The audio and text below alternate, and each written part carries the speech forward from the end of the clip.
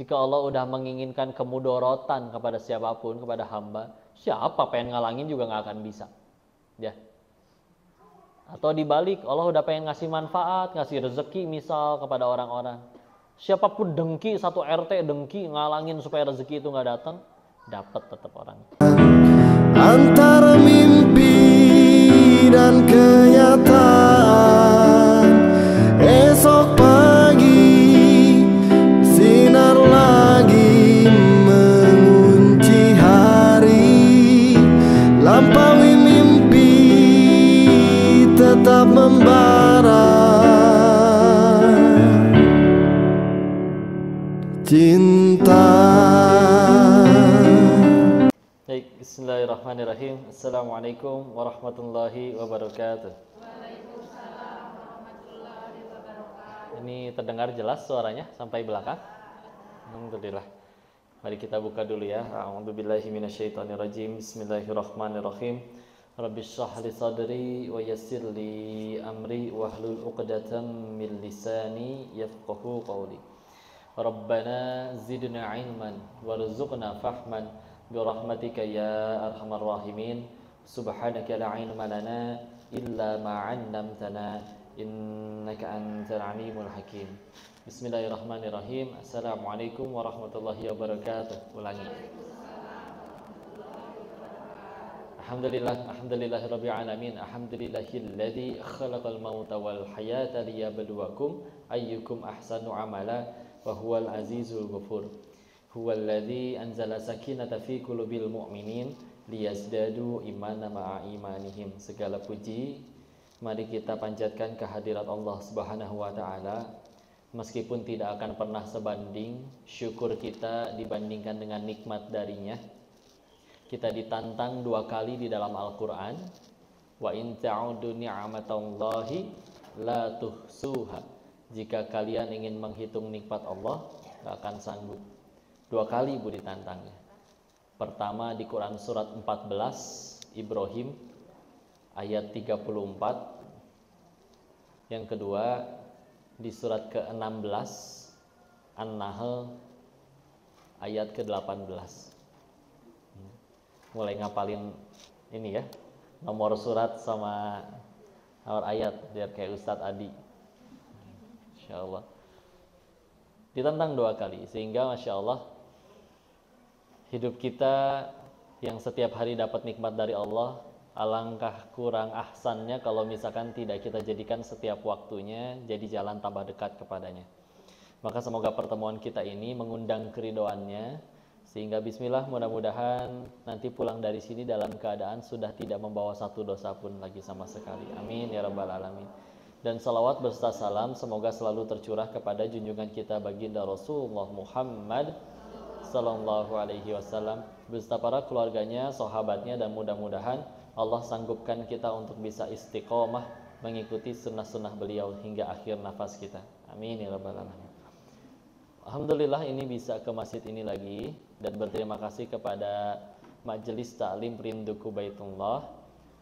Bil khusus waktu itu di kontaknya, koordinasinya dengan Ibu Santi. Masya Allah.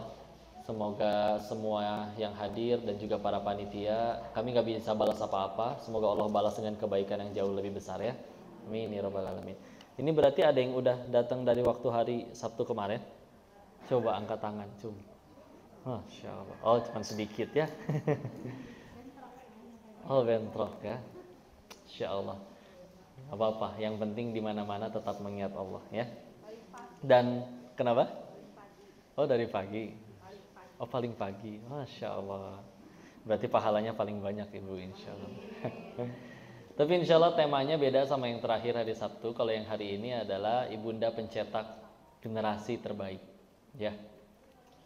Kita perlu ta'aruf lagi nggak berarti Bu? Kenalan lagi nggak usah? Udah kenal. Kenal di mana Bu? Oh, di YouTube. Atau di TikTok? Coba Bu, bagusan yang di medsos apa yang di asli? Rasa teh udah gembil, lintuh gitu ya santai. Kalau udah umur segini Bu suka sok tua.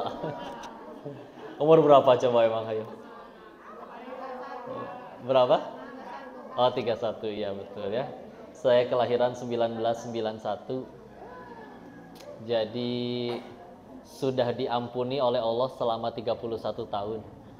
Sebelum akil balik ya, setelah akil balik ya. Sudah sering berbuat dosa dan sudah diampuni oleh Allah puluhan tahun. Mudah-mudahan sisa usianya bisa jadi pertaubatan kepada Allah. Mohon doanya ya. Insyaallah. Berarti udah hafal nama Tionghoanya siapa? Hah? Belum, susah kagoknya. Ya udah ya. Ya tadi dipanggilnya Koko, kode Muslim. Kenapa Koko? Karena Cina. Ada lagi sih, karena laki-laki. Kalau perempuan, nah, ya. Itu salah satu dari takdir yang bisa kita pilih. Ada juga yang takdir ada yang bisa dipilih dan ada yang tidak bisa dipilih. Masalah terlahir di mana, sebagai siapa, ya kita nggak bisa milih ya. Saya tahu-tahu plek lahir jadi orang Cina. Nggak mesen, nggak request, ya. Lahir teh bunyinya plek, plek lahir. Udah gitu sekolahnya juga sekolah Katolik TK sampai SMA.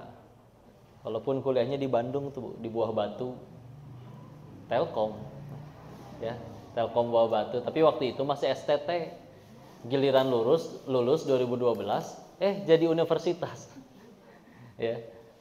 Itu lulus 2012. Oh ya, tadi nama ininya Lin Chin Fu, ulangi. Masya Allah. Sok ya, ini mah nggak harus di murojaah sampai mutkin ya, tenang aja. Pokoknya kalau diartikan Lin itu marganya, Chin dari kata Cinse artinya emas, Fu dari kata Xingfu, ya, blessing, berkah. Jadi banyak emasnya, banyak berkahnya Bu. Tapi kalau meninggalnya nggak Islam mah rugi, percuma ya. Jadi mohon doanya mudah-mudahan bisa menjaga iman Islam ini sampai akhir hayatnya. 2012 lulus dari Bandung ke Jakarta kerja setahun setengah. Udah gitu sampai 2014 di Jakarta, 2014-nya sampai 2017 selama 3 tahun 1 bulan 10 hari di Thailand. Nah, di Thailand 2 tahun kerja ya. Udah ada yang udah tahu, berarti udah pernah datang ya. 2 tahun kerja Bu jadi IT di kasino. Tahu temennya Dono? Bukan Bu ya. Tempat orang main judi ya. Akhirnya karena udah 2 tahun di situ, akhirnya berhenti terus. Setahun terakhir buka kasino sendiri Bu. Jadi tambah ngaco ya. Tapi ya itulah baiknya Allah. Kalau mungkin kenalnya Ko Denis yang dulu mungkin nggak sudi diajak jauh-jauh ke sini ngaji bareng. Sekarang ini bukan karena dirinya yang udah benar tobatnya, bukan karena dirinya yang udah baik. Allah aja lagi nutupin aibnya. Terus hatinya bunda-bunda semua dibulak-balikan, jadi mau untuk ngobrol bareng tentang Allah kayak gini. Nggak ada yang hebat ya manusianya, adanya yang ditolong oleh Allah. Si Denis mah cuman hamba Allah yang banyak dosa, tapi ditutupin terus sama Allah. Malu lah baik pisan Allahnya. Ya, maka semoga nanti dapat nasihat dari bunda-bunda dan doa-doa dari bunda-bunda semuanya ya, insya Allah. Ya gitulah ya singkat cerita. Terus masih Allah izinin nggak langsung diazab detik itu juga. Kita tahu ya, Allah berfirman di surat ke 35 sebelum Yasin ya, itu surat Fatir. Ini pegangan bagi diri kita terkait kalau masalah dosa ya. Surat 35 surat Fatir, ayat terakhir pas pojok kiri atas tuh sebelum Yasin ya, kalau di mushaf standar. Ayat ke-45-nya. Apa firman Allah di situ? A'udzubillahi minasyaitonirrajim. Bismillahirrahmanirrahim. Walau yu'akhidullahu an-nas bima kasabu ma taraka 'ala dhahriha min dabbah walakin yu'akhiruhum ila ajalin musamma. Kalau sekiranya Allah menghukum manusia kontan, detik itu juga manusia bikin dosa, hukumannya langsung saat itu juga. Maka kalau Allah melakukan itu, satu dunia ini udah bersih, tidak ada lagi makhluk bernyawa, mati semua. Berarti yang bagi bicara ini pun jelas punya dosa yang layak diganjar kematian oleh Allah detik itu juga. Tapi walakin yuakhiruhum. Tapi Allah mengakhirkan hingga ila ajali musamma, sampai waktu yang ditentukan. Jadi kalau ngelihat ke diri ketika sadar punya salah, kadang mungkin karena setan kan nggak suka kita tobat ya. Tapi setan juga susah untuk kalau pas kita pengen tobat, pengen wudu, tahu-tahu dicekek dari belakang, nggak bisa. Di-sliding, dijenggut gitu. Karena inna kaida syaitana kana doifa. Kalau di rumah bunda ada setel Al-Quran 24 jam, baik di televisi ataupun di itu tuh ya MP3 ya, itu nggak betah setan tuh. Tapi nggak bisa mencet tombol matiin sendiri. Karena kalau bisa horor ya. Paling banter dia cuman bisa ngebisikin orang yang dalam rumah, sebosennya ganti atuh lagu dangdut gitu. Tapi kalau kita nggak nurut, tetap aja nggak dibanting murotalnya. Nggak bisa apa-apa ya. Nah karena setan juga nggak suka kita tobat, setiap kali kita salah kadang dikasih was-was seperti misal bakal diampunin gitu, udah segitu banyak, kepalang basah lah, nyebur aja. Pernah ngerasa kayak gitu? Atau kayak aduh udah terlalu banyak nih, apa diampunin ya? Wah, kalau misal mikir gitu punten, itu tipu daya syaitan, karena seolah meremehkan Allah. Iya, dosa kita melampaui batas, tapi ampunan Allah selalu jauh lebih luas. Sampai di setiap surat diawali dengan Maha Pengasih lagi Maha Penyayang. Sekeras-kerasnya ancaman tentang ganjaran atas dosa, semuanya diawali dengan Bismillahirrahmanirrahim. Kalau ditanya siapa yang paling sayang sama diri kita, Allah, ya. Jadi kalau ke diri mah segera mungkin setelah selesai bikin dosa terus kita nggak mati, yang harus paling segera kita lakukan kalau bisa mah sholat tobat. Ya.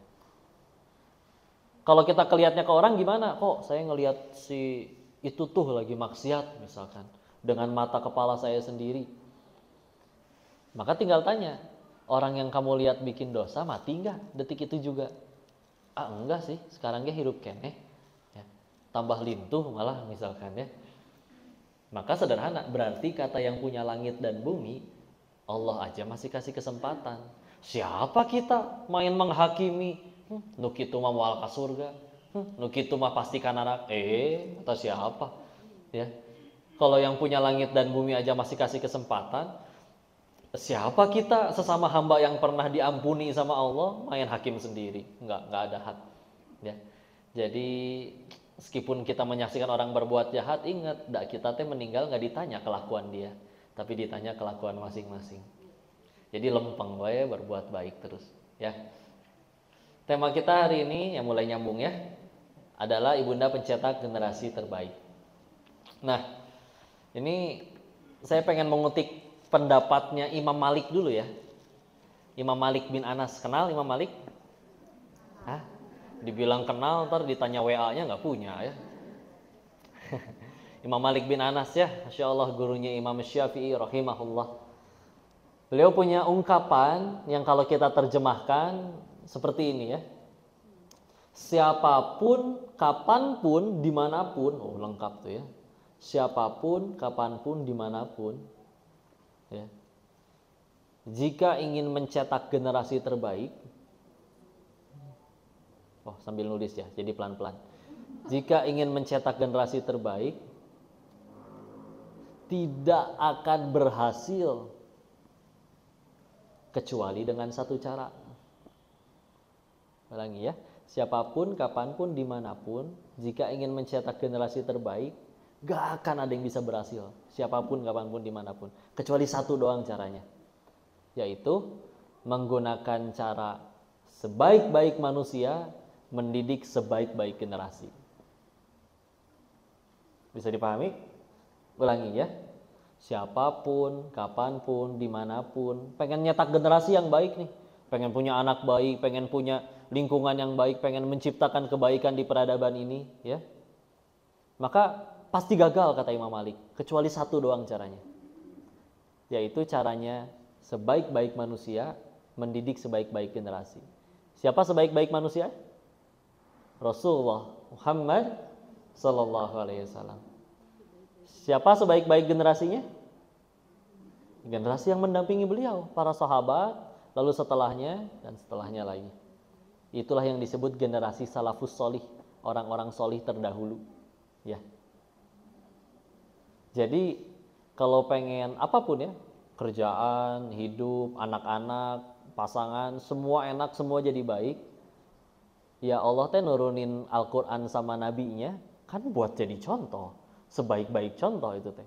Laqad kana lakum fi rasulillahi uswatun hasanah. Ya. Sebaik-baik kalam, sebaik-baik nasihat, sebaik-baik petunjuk itu dari Allah dan Rasulnya. Maka pasti harus dengan cara itu. Ya. Ini udah pada punya putri atau putra semua berarti? Udah? Cucu. Berarti anaknya mungkin ada yang seumur saya, 91 juga. Ada yang di atas lah. Masya Allah ya. Terus ya, perbanyak Bu. Rasulullah berbangga dengan banyaknya umat beliau ya. Jangan dibatas lah, 15 lah itu. Dulu, bener Bu, orang-orang soleh terdahulu Bu, itu anak gak nanggung-nanggung ya. Umar bin Abdul Aziz anak 18. Seingat saya ya, seingat saya 9 laki-laki 9 perempuan ya. Anak Umar bin Abdul Aziz 17. Kalau anaknya siapa? Sahabat Zubair bin Awam ya, itu 18. Oh, banyak ya. Insyaallah. Karena kalau kita yakin bisa untuk jadi kebaikan, ya udah perbanyak. Kecuali kalau kita nggak yakin saya teh baik nggak ya, gitu. Tapi kan kita punya petunjuk yang baik, gitu ya. Meskipun kitanya belum baik, kita bisa arahkan nih kebaikan tuh adanya di Al-Quran dan Sunnah, ya. Ada di hadis-hadis Nabi, ada di Al-Quran. Mangga itu yang diikutin. Kalau kalian mendapati ucapan ibu nggak sesuai dengan Quran dan Sunnah, silakan pilih teruskan, ambil yang Quran Sunnah pilih. Berarti ibu yang salah, gentle, sampaikan apa adanya, ya. Karena ibu bukan yang maha benar. Tapi tenang, kita punya petunjuk dari yang maha benar, Allah. Ya. Maka tadi, dengan peran tersebut, ini luar biasa ya. Ternyata kita ingin generasi kita jadi baik. Tapi ini kita coba renungkan dulu Bu ya. Ketika kita mikirin generasi kita yang sekarang, kemarin ada SCBD itu fenomena, Citayam Fashion Week. Ya, sempat heboh di sekitaran Jakarta. Ya, para pemuda nongkrong di trotoar, ada si Bonge, Korma, ya, pemuda-pemuda yang di situ laki-laki pakaiannya kayak perempuan, perempuan pakaiannya kayak laki-laki, seolah-olah di LGBT diberikan wadah, nggak pada sekolah, tapi di situ pada pacaran, sibuk ngonten, yang dituhankan adalah follower, subscriber, berapa banyak yang nonton, yang penting viral doang. Sedangkan kita akan wafat dan mereka akan jadi penerus. Nah, kita kan mulai mikir dong, namanya muhasabah ya. Allah tuh pengennya generasi itu jadi baik di mana sih sebetulnya? Apakah semudah masukin anak kita ke sekolahan atau ke pesantren? Pak Kiai, punten ini masuk sini, pulang-pulang tolong jadi soleh ya. Wah, enak sekali kalau bisa kayak gitu.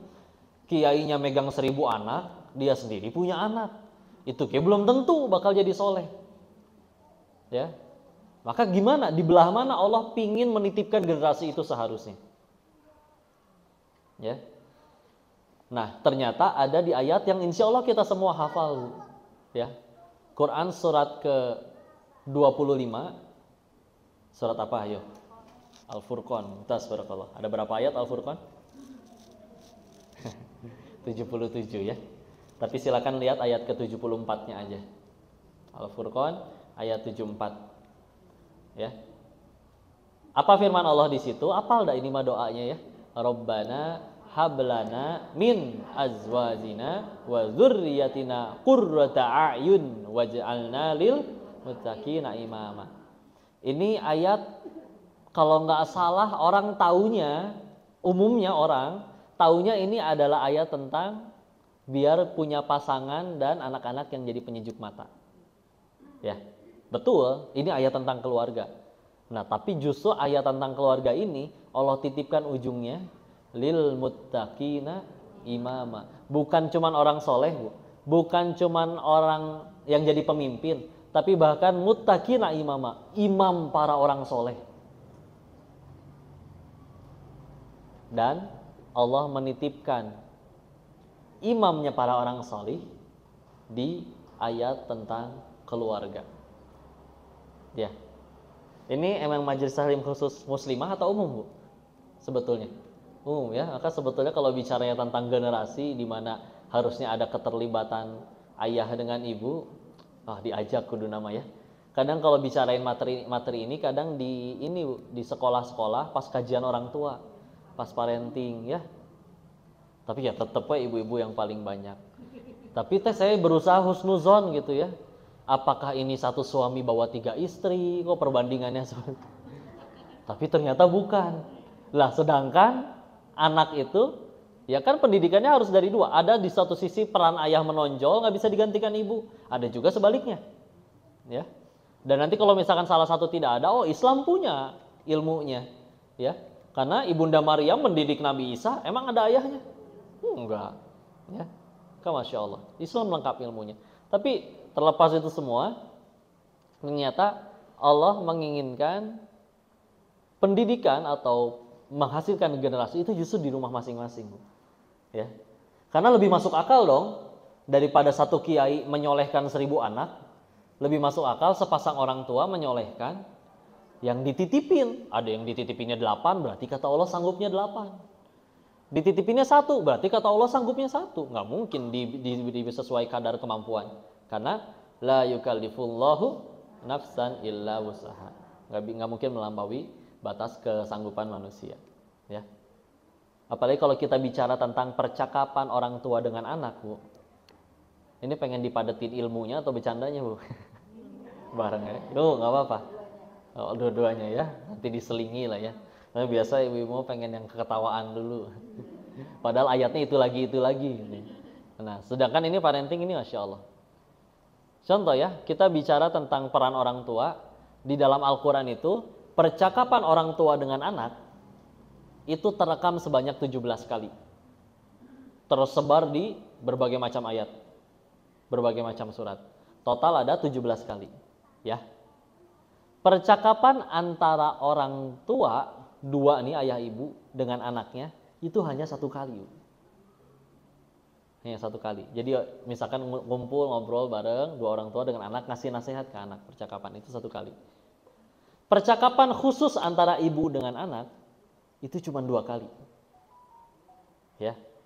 Berarti sisanya dari 17 yang 14-nya adalah percakapan ayah dengan anak. Tuh, jadi sebetulnya yang kudunya lebih banyak ngobrol sama anak tuh ayah. Karena di Al-Quran begitu. Walaupun ya ngobrol sama ibu, nyamannya sama ibu silakan sih, nggak apa-apa. Tapi maksudnya berhenti untuk menjadi ayah yang nanti sampein ke suaminya, Bu ya. Untuk menjadi ayah ya, saya mau udah nyari duit tiap bulan transfer ya berarti udah selesai tugasnya. Nggak begitu. Kalau misalkan sekedar mencari makanan doang, ya singa-singa di hutan juga. Di padang pasir juga ya nyariin makanan udah weh gitu.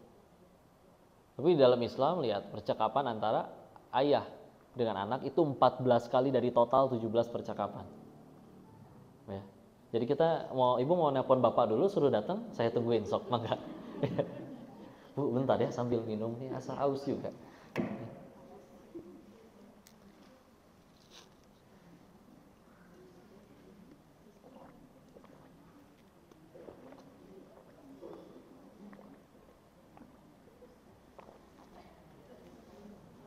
Bener aus, Bu, habis.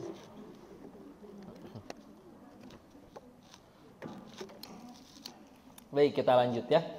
Tadi kita udah sepakat, oke, pendidikan generasi harus dengan cara sebaik-baik manusia mendidik sebaik-baik generasi.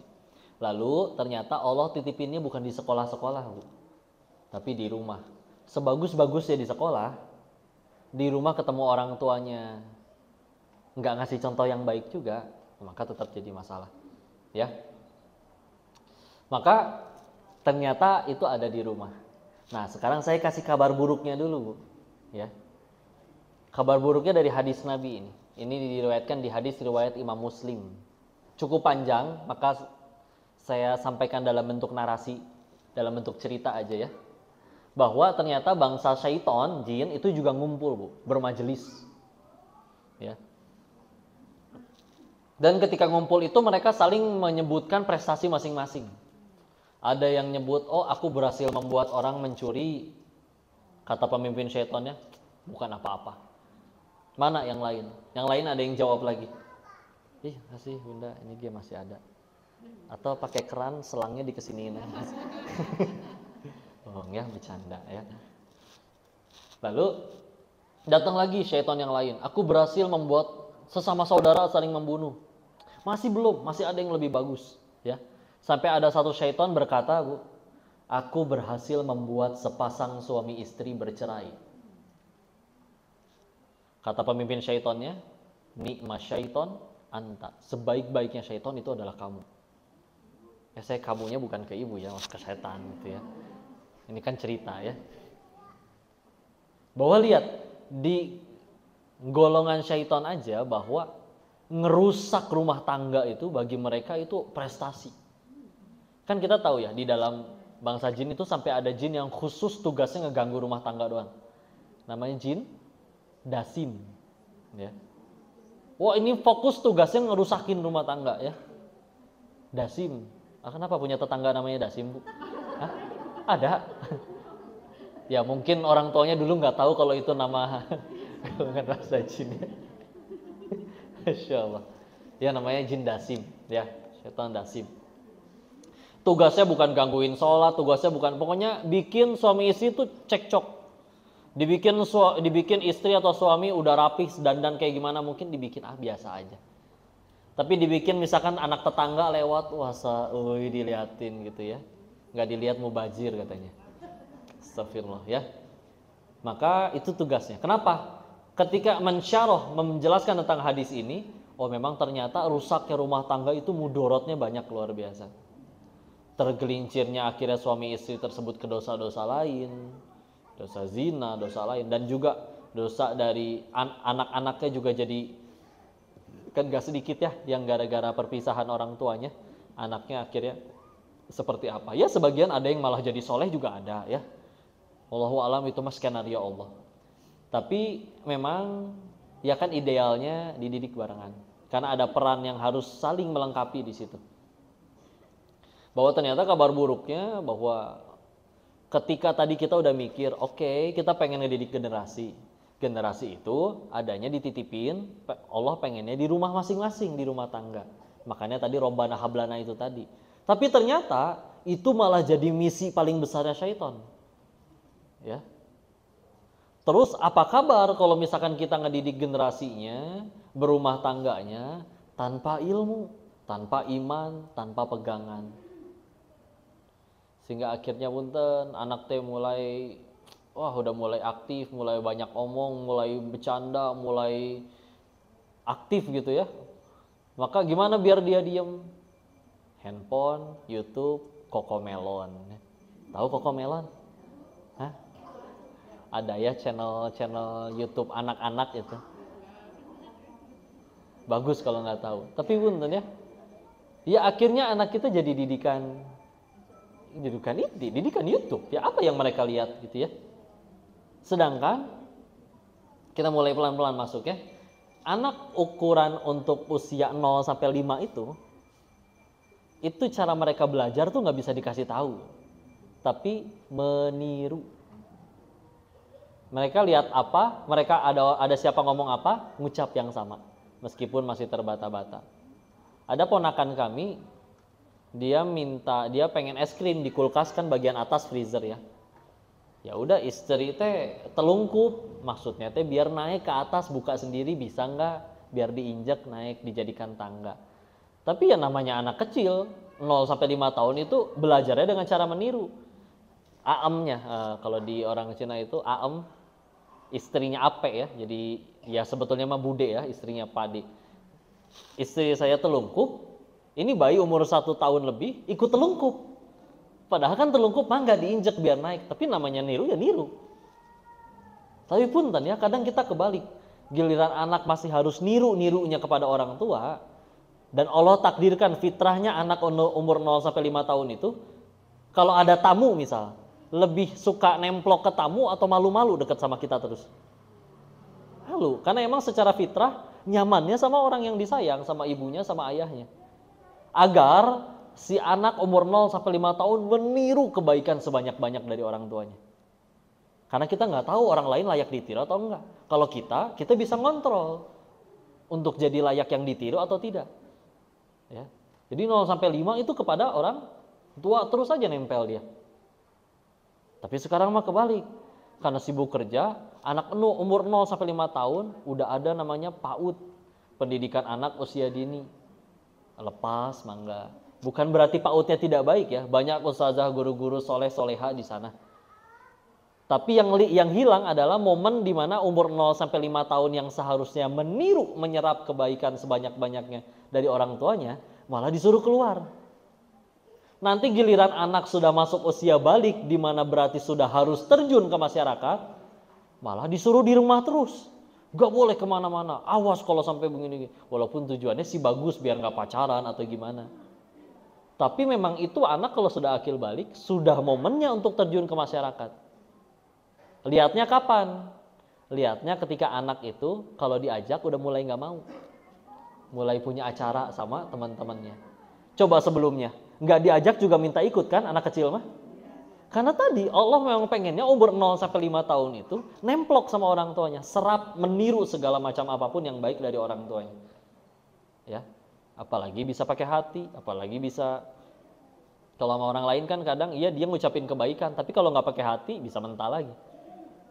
Tapi kalau misalkan sudah akhirnya besar, dia sudah mulai punya tanggung jawab di sekolahnya karena misal aktif di OSIS, karena misal ngurus ekstrakurikuler, sudah mulai punya amanah, akhirnya diajak orang tua, udah nggak mau ikut. Ya memang sudah waktunya terjun, nggak apa-apa. Kok nanti kalau dia pergaulan gimana? Yang membuat dia menolak pergaulan buruk sampai punya filter mana baik mana buruk, itu memang di usia 0 sampai 5 sampai mulai balik itu. Dia belajar mana yang boleh, yang baik dan yang mana yang tidak. Punten ya, kok emang kata siapa? Aturan pendidikan kayak gitu. Yang di kurikulum yang di Indonesia nggak kayak begitu. Punten. Indonesia merdeka berapa puluh tahun? Kemarin Agustus? 77. Orang Indo bukan ibu teh? Kok mikir dulu? Kirain teh turis gitu. Ya. Umur 77 tahun Indonesia ya. Punten jawab dengan jujur. Selama 77 tahun merdeka, udah berapa kali Indonesia ganti kurikulum? Ajib.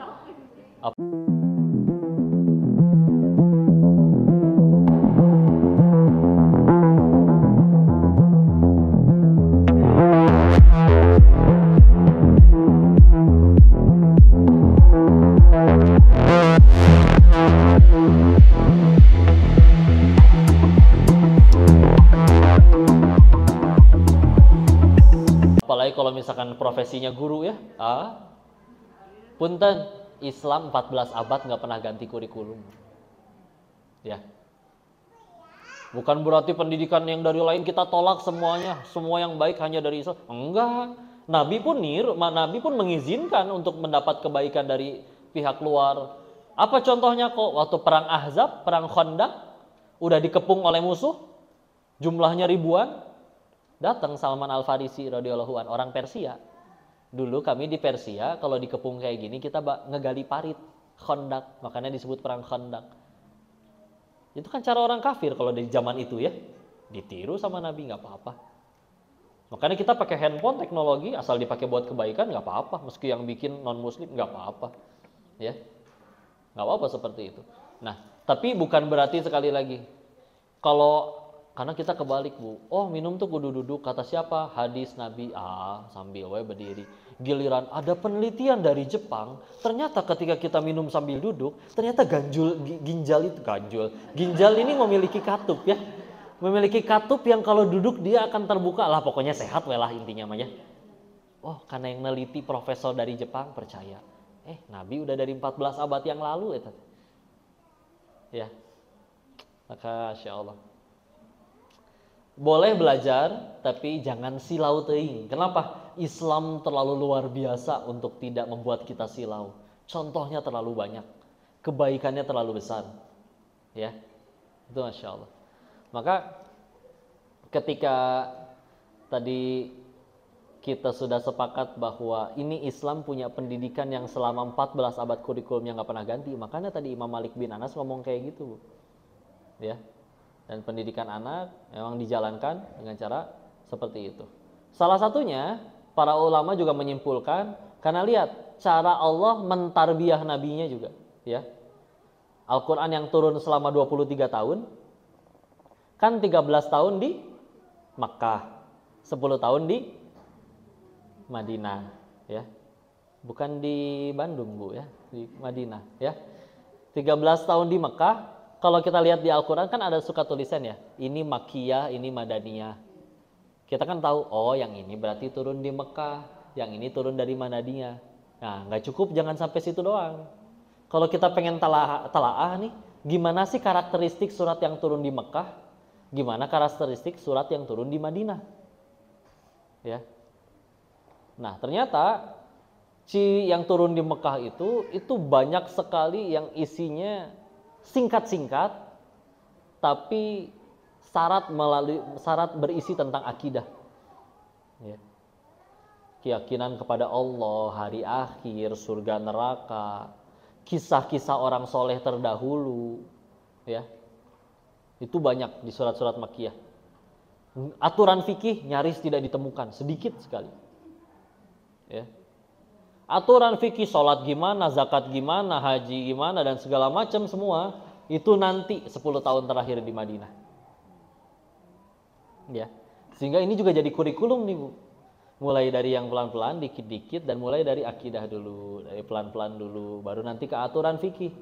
Punten, akidah belum tahu, Allah itu apa, siapa, kenapa kita harus ibadah, rezeki dari mana, kenapa kita harus beribadah hanya boleh kepadanya. Aturan langsung, sholat kudu gini, ibadah kudu gini, kalau nggak gini namanya bid'ah, namanya ini, wah segala macam, rujit.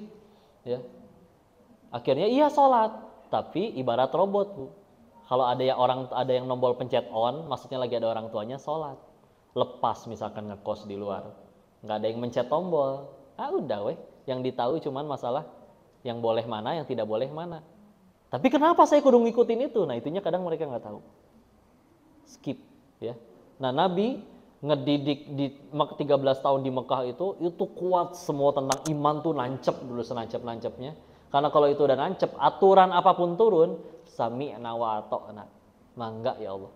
Aturan ini meskipun ribet, meskipun seolah ribet menurut hawa nafsu ya. Meskipun menurut hawa nafsu kita nggak suka, tapi kalau ini turun darimu, maka ini pasti baik untuk kami. Sami'na wa ata'na. Tapi kalau langsung aturan, mana boleh, mana tidak ya. Dan tanpa dipahami kenapa harus begitu, ya udah. Jadinya kurang. Oke, kita bicara akhlak dulu nih. Kadang kan akhlak pengen anak-anaknya pada sopan, pada punya akhlak ya. Sedangkan ada orang bilang, termasuk ini yang sering jadi pertanyaan, saya mah nanti aja berhijabnya, yang penting hatinya dulu. Pernah dengar ada yang ngomong gitu? Ada banyak. Ya. Udah gitu, misalkan dia juga bertanya, tuh lihat di luar sana ada tuh bukan muslim tapi sedekahnya lebih banyak daripada yang Islam, lisannya lebih sopan daripada yang Islam. Berarti pengen jadi sopan santun mah bisa belajar tanpa harus ngaji, tanpa harus Islam. Ada yang bilang gitu. Maka gimana menjawabnya? Begini, di dalam Islam itu akhlak itu ibarat buah. Ya, sekarang kita bayangin pohon berarti. Kan buah itu soalnya nggak simsalabim ada, ya. Ada akarnya, ada batangnya. Apa akarnya? Iman ya, akidah yang bertauhid kepada Allah. Dan mohon dicatat nih, bertauhid kepada Allah tuh nggak cukup sekedar Tuhan teh satu, Allah doang. Nggak cukup, Bu. Tapi termasuk rezeki teh dari Allah ya. Udah gitu teh. Kalau misalkan hidup mati diatur Allah. Jadi dia nih pokoknya giliran lagi toko sepi nggak akan pergi ke mbah dukun yang ono minta biar tokonya rame ya. Kalau dulu di Jawa Timur ada anak kecil katanya kesambar petir jadi punya batu namanya batu ponari. Kalau pengen sembuh kudu ke sana. Sampai dibikinin ya kalau udah dicelupin airnya sama batu dia disebutnya jadi ponari sweat. Pokari ya. Udah ganti, Bu. Emang beda ya. Seperti itu ya. Tapi itu rusak Bu akidah, Bu. Bu, kita sakit kepala, minum Paramek, sembuhnya karena Paramek atau karena Allah? Allah ya. Tapi kita mah kadang ini obat emang tokcer. Kamana wae. Allah, Bu. Kata Allah nggak sembuh mau dileg-leg itu Paramek 3 galon juga nggak habis. Hah? Jadi kudu nyambung gitu. Dan itu di bab akidah tuh, Bu, ya. Bab iman.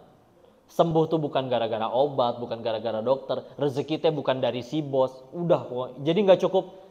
Gimana tauhid teh kok? Oh, Tuhan teh satu, Allah doang. Kurang, enggak. Harus nyampe sedalam itu. Ya. Nah, itu akarnya. Syariatnya apa? Batangnya adalah apa? Syariat. Ya, aturan Islam. Karena kalau iman udah nancep kepada Allah, tingkah laku dan keseharian pasti ikut syariat. Ya. Kata syariat begitu, dia udah nggak pikirin lagi menurut saya gini, menurut saya, oh enggak, akalnya dikebelakangin. Itu urutan kebelakangin, nomor 1 syariat dulu. Ya. Kalau misalkan udah iman bener, nancep, syariat dijaga, buahnya pasti akhlakul karimah, akhlak yang mulia. Ya kalau di dalam Islam seperti ini. Kan apakah kita pikir emangnya dulu Nabi punya akhlak mulia gara-gara ikut seminar Mario Teguh? Ya enggak, Bu, belum ada Mario Teguhnya gitu. Tapi Nabi punya akhlak mulia diawali dari ya iman beliau jelas yang paling kuat, dan beliau nggak cuma ngikutin syariat, tingkah laku, tindakan, ucapan, sikap, ketetapan beliau itu semua jadi syariat. Maka buahnya pasti akhlak yang mulia. Ya. Sehingga ini menjawab, Bu, oke, tadi bisa bicara di luar negeri banyak yang sopan, Jepang, disiplin luar biasa. Ibu kalau naik tol, Bu, bayarnya sekarang nggak pakai cash ya, pakai kartu ya. Kartunya isinya di saldonya pakai duit ya, isinya pakai duit. Di sana kata teman yang pernah ke sana, ada orang naik kereta di sana, dipakai kartu juga, cuman kartunya diisinya bukan saldonya bukan duit, Bu. Waktu. Jadi kalau di sini, Mang beli isi top up 100 ribuan, kalau di sana, Mang isi 60 menitan. Jadi pakai waktu. Saking kenapa? Saking kota A ke kota B naik kereta, kalau misalkan 30 menit, nggak kurang, nggak lebih. On time banget, disiplin luar biasa. Kereta telat 1 menit di sana, Bu. Kereta nyewa stasiun TV meminta maaf secara nasional, mohon maaf kami keterlambatan. Supaya orang tuh nggak bohong. Telat keretanya ini soalnya Pak. Oh, lihat berita, oh bener keretanya. Kalau sekarang mah kita segala macam, tambal ban jadi fitnah ku kita. Ya. Ban bocor, padahal mah misal ya ini misal. Pokoknya di sana sedisiplin itu, dan disiplin itu akhlaknya Nabi bukan? Iya, kita dididik buat disiplin, Bu. Agama mana lagi yang mewajibkan ibadahnya ditentuin sehari 5 kali, harus bersih-bersih dulu lagi. Ya. Mau udah niat ibadah tapi nggak mau bersih-bersih, nggak mau wudu, nggak boleh, nggak sah. Ya. Nggak kurang disiplin apalagi orang Islam. Ya. Nah, tapi tetap industri film porno paling besar dari Jepang, ya. Sampai dibikinin lagu tuh di TikTok ya tuh Yamet Kudasi katanya ya. Jadi lagu lucu-lucuan. Lalu bunuh diri paling tinggi dari Jepang, dari Korea, dari Singapura. Akhirnya kemarin kan nemu Bu majalah. Ada mahasiswi di Singapura loncat dari apartemennya lantai 14. Umur 20 tahunan. Karena mahasiswi ya. Kalau mahasiswinya umur 40 tahunan mungkin S3 ya. Lalu karena loncat dari lantai 14 menemui aspal di bawah, ya maka jadi manusia geprek ya, tewas di tempat. Tapi kan polisi menyelidiki, masuklah ke kamarnya, ketemu buku diari. Masih zaman nggak buku diari, Bu? Udah enggak ya. Ini nggak tahu diarinya ada gembok kecilnya atau enggak. Nggak penting juga sih ya. Zaman baheula. Nah, akhirnya kan dibaca buku diarinya. Akhirnya diambil kesimpulan, kenapa anak ini bunuh diri. Ternyata mahasiswa ini bunuh diri karena jerawatnya nggak sembuh-sembuh. Serius, demi Allah, kisah nyata. Maka kan jadi pertanyaan dong, loh ini anak gimana? Oh, ke orang tuanya santun, ke teman-temannya sopan, nilai kuliahnya bagus. Berarti masalahnya di mana nih anak?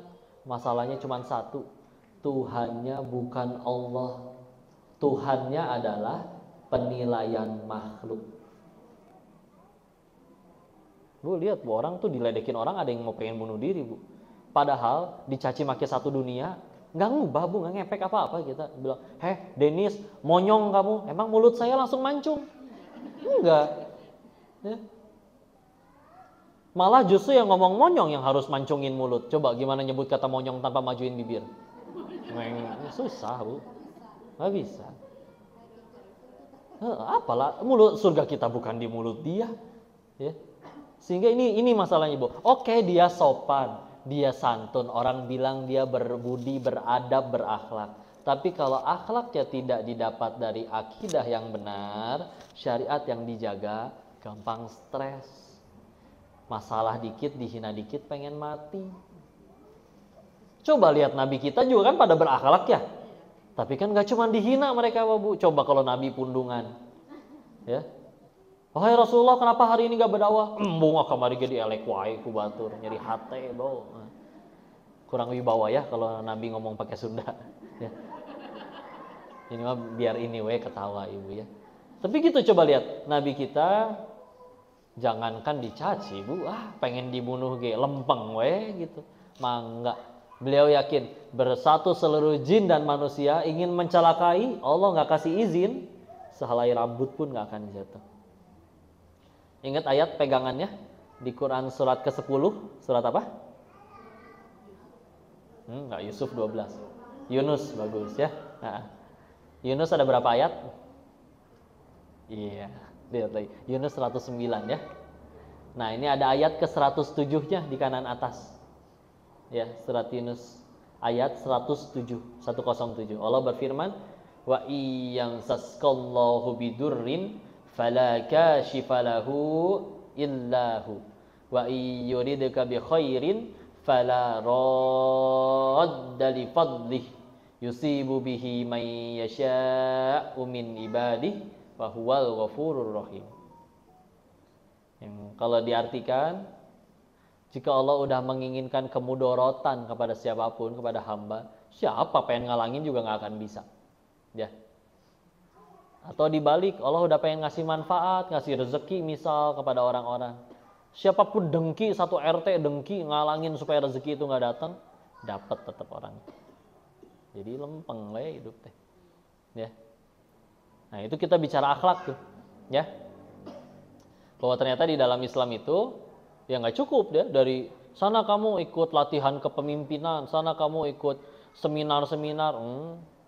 Justru di dalam Islam itu dengan iman yang kuat, iman yang benar, syariat yang dijaga, baru jadi Bu akhlaknya Bu. Dan baiknya tuh tanpa batas Bu. Ya kayak Nabi tadi gitu ya. Dijahatin kayak gimana tetap ya berbuat baik. Ya. Tapi kok kita udah bantuin dia malah jahat ke kita. Ya nggak apa-apa.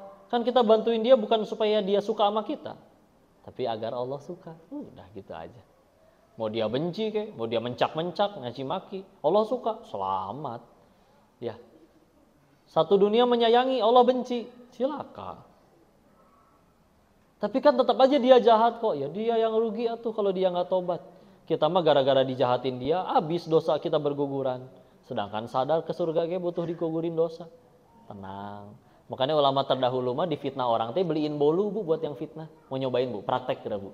Sok misalkan ada yang suka nggak suka sama ibu gitu ya, yuk beli Kartika misalkan gitu ya. Punten nganterin, paling bingung. Nah, saya perasa baru abis mitnah dia kemarin, sekarang dapat bolu dari dia. Ketika ditanya kenapa, itu saat yang paling tepat untuk menjawab, ini yang diajarkan Islam. Wah, ajib eta mah. Nampol. Ya. Tapi kuat nggak Bu lakuin itu Bu? Ya. Enggak Bu, kalau misalkan orang baik kita juga baik, itu mah standar soalnya ya. Kalau orang jahat kita perlakuin baik kan itu beda, ganjarannya kayak beda di sisi Allah. Makanya sabar di dalam Islam juga tingkatannya kan 3 Bu.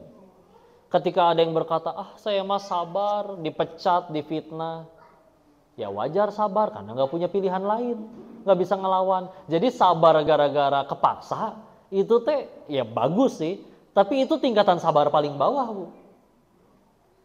Gimana kamu udah difitnah sampai dipecat? ya saya memang nggak bisa apa-apalah, jadi maka sabar.